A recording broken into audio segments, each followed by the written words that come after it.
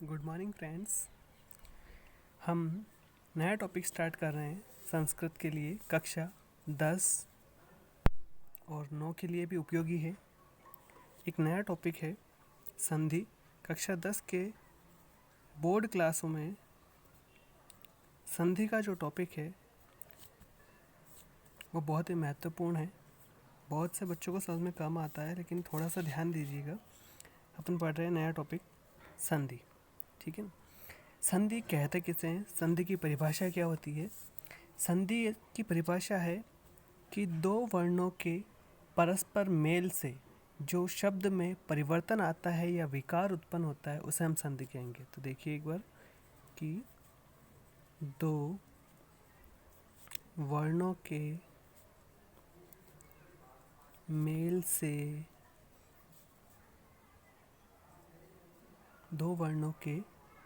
से शब्द में जो विकार का मतलब बोल सकते हैं अपन परिवर्तन। शब्द में जो परिवर्तन आता है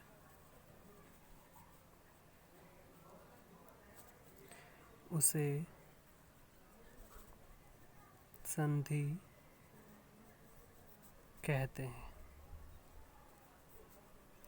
अपनों को एग्जाम में कोई नहीं पूछेगा कि संधि की परिभाषा क्या है, लेकिन थोड़ा सा बस आना चाहिए। फिर देखिए संधि के भेद कितने होते हैं। देखिए हम संस्कृत पढ़ रहे हैं, थोड़ा सा संस्कृत और हिंदी की संधि में थोड़ा सा डिफरेंट है, थोड़ा ध्यान दीजिएगा। संधि के 3 भेद होते हैं। पहली संधि है अच संधि, जिन्हें हम कहते हैं हिंदी में स्वर संधि।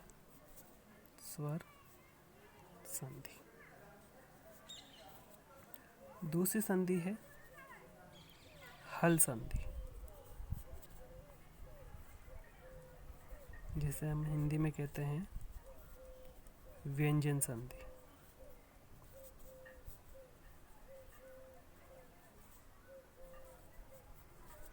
तीसरी है विसर्ग संधि।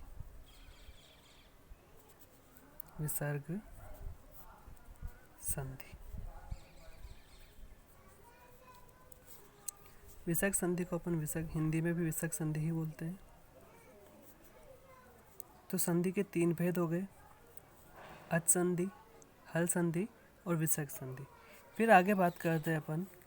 अब इनमें पढ़ेंगे अच संधि के कितने भेद होते हैं, हल संधि के कितने भेद है और विसर्ग संधि के कितने भेद है। मुख्य भेदों के बारे में जो हमारे कोर्स में है उन्हीं को पढ़ेंगे। तो सबसे पहले मैं ले रहा हूँ अच संधि के बारे में। अच संधि, जिसे अपन हिंदी में बोलते हैं स्वर संधि।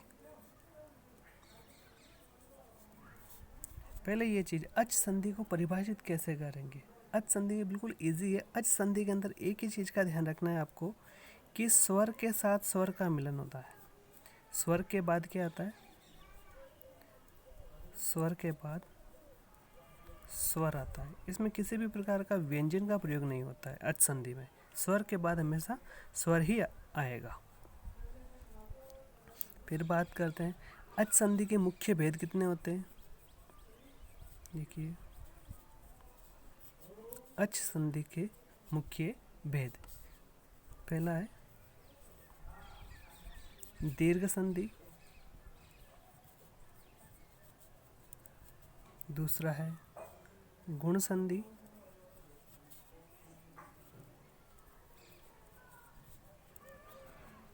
तीसरा है यण संधि,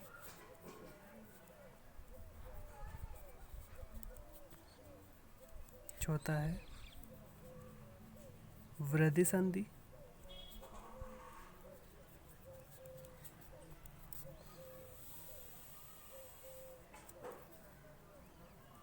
पांचवा है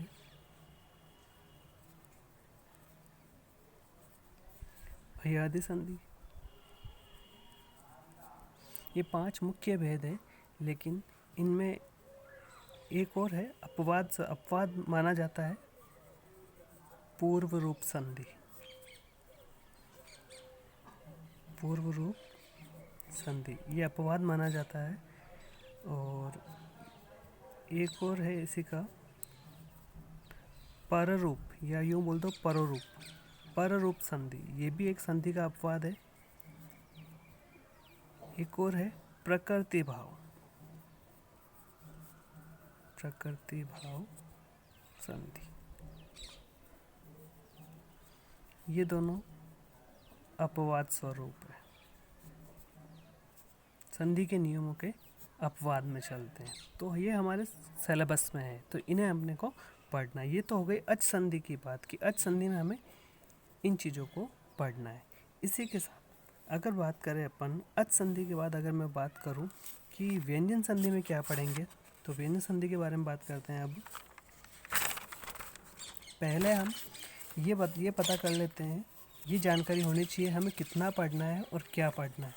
पहले उसकी रूपरेखा तैयार कर रहे हैं। फिर देखिए मैं बात कर रहा हूँ व्यंजन संधि की। व्यंजन संधि अपन उसे हिंदी में बोलते हैं और संस्कृत में कही जाती है हल संधि। हल का मतलब हलंत। देखिए इसको डिफाइन कैसे, इसको परिभाषित कैसे करेंगे हम। हल संधि, हल संधि में ध्यान रखना है अपनों कि व्यंजन के बाद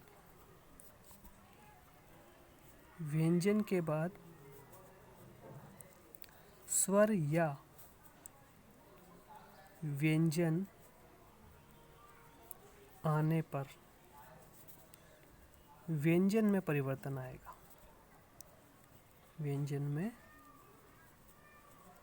परिवर्तन आता है, उसे हम हल संधि कहेंगे। यानी हल के बाद, हल बोले तो व्यंजन, यानी व्यंजन के बाद स्वर या व्यंजन आने पर व्यंजन में, कौन से वाले में, इस वाले में, इस व्यंजन में जो परिवर्तन आता है उसे हम कहेंगे हल संधि।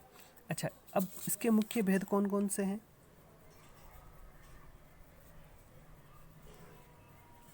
हल संधि के अंदर हम पढ़ेंगे सबसे पहले अनुस्वार। अनुस्वार संधि। दूसरी संधि अनुनासिक संधि। तीसरी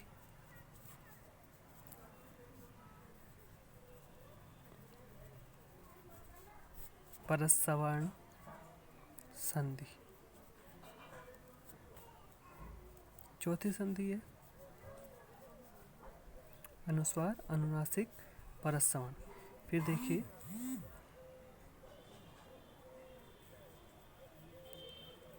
सच्चुत्व संधि, वेरी इंपॉर्टेंट।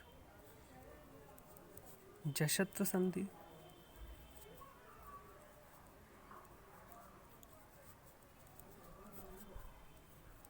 षट्त्व संधि,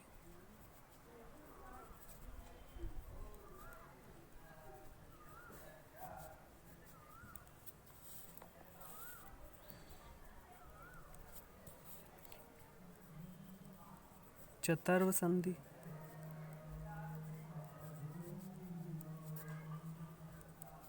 चतुर संधि के बाद आती है छत्व संधि,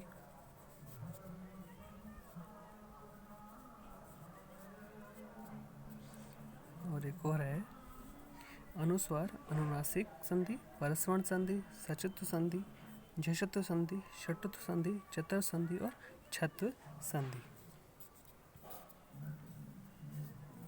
ये मुख्य भेद है इनके।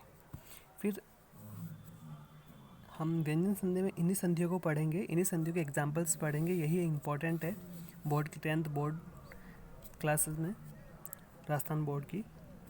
फिर देखिए हम बात कर रहे हैं विसर्ग संधि की।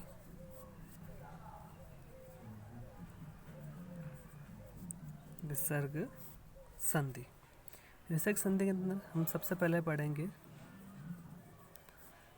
सत्व विधान, या इसका नाम, इसको अपन सत्व संधि भी, सत्व विसर्ग संधि भी बोलते हैं। सत्व विसर्ग संधि। फिर दूसरी पढ़ेंगे अपन इसी तरह उत्व संधि, या यूँ बोल तो उत्व विसर्ग संधि। तीसरी पढ़ेंगे इसी में ऋत्व संधि या ऋत्व विसर्ग संधि। चौथी पढ़ेंगे अपन सत्व उत्व ऋत्व, और एक और आती है विसर्ग लोप संधि। ये मुख्य संधियाँ है जो 10th बोर्ड, राजस्थान बोर्ड की जो है BSER board of secondary education Rajasthan, उनमें संस्कृत की क्लासेस में ये जो संधि का टॉपिक है, इनमें मुख्य यही संधियाँ पूछी जाती है हर साल। एक बार वापस रिपीट कर लेते हैं अपन। देखिए, हमने पढ़ा है संधि। संधि किसे कहेंगे कि दो वर्णों के मेल से शब्द में जो विकार या परिवर्तन आता है उसे हम संधि कहते हैं। आपको एग्जाम में कोई नहीं पूछेगा कि संधि की परिभाषा क्या है। फिर देखिए संधि के भेद। संधि के मुख्य 3 भेद होते हैं, अच संधि, हल संधि और विसर्ग संधि। अच संधि को हिंदी में स्वर संधि कहा जाता है, हल संधि को हिंदी में व्यंजन संधि कहा जाता है, और विसर्ग संधि को विसर्ग संधि ही कहा जाता है। फिर आगे देखिए, अच संधि के बारे में अपन ने पढ़ा। अच संधि को स्वर संधि कहते हैं, और इसमें इसकी परिभाषा क्या है, अच संधि की पहचान क्या होगी कि स्वर के बाद हमेशा क्या आता है, स्वर आता है। स्वर के बाद हमेशा स्वर आता है। फिर देखिए इसके अच संधि के मुख्य भेद, दीर्घ संधि, गुण संधि, यण संधि, वृद्धि संधि, अयादि संधि, पूर्वरूप संधि और पररूप संधि, जो कि ये दोनों अपवाद है। एक होती है प्रकृति भाव संधि। फिर देखिए अपन ने पढ़ा हल संधि के बारे में। हल संधि की परिभाषा थी, हल संधि को व्यंजन कहते हैं, व्यंजन संधि कहते हैं। व्यंजन के बाद स्वर या व्यंजन आने पर व्यंजन में जो परिवर्तन आता है उसे हम व्यंजन संधि कहते हैं। फिर देखिए हल संधि के मुख्य भेद है अनुस्वार, अनुनासिक, अनुस्वार संधि, अनुनासिक संधि, परस्वर्ण संधि, सचुत्व संधि, जशत्व संधि, षटुत्व संधि, चतुर्व संधि और छत्व संधि। ये मुख्य भेद है। विसर्ग संधि। विसर्ग संधि के अंदर, अब विसर्ग संधि की परिभाषा क्या होगी कि विसर्ग क्या, ये आपका विसर्ग है, 2 बिंदियाँ जिसे अपन कहते हैं, ये विसर्ग है आपका, ठीक है ना। कि अगर विसर्ग के बाद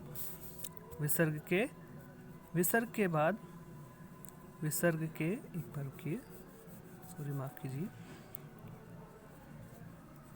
विसर्ग के बाद स्वर या व्यंजन आए, विसर्ग के बाद स्वर या व्यंजन आए तो परिवर्तन किस में आएगा, विसर्ग में परिवर्तन आने पर, विसर्ग में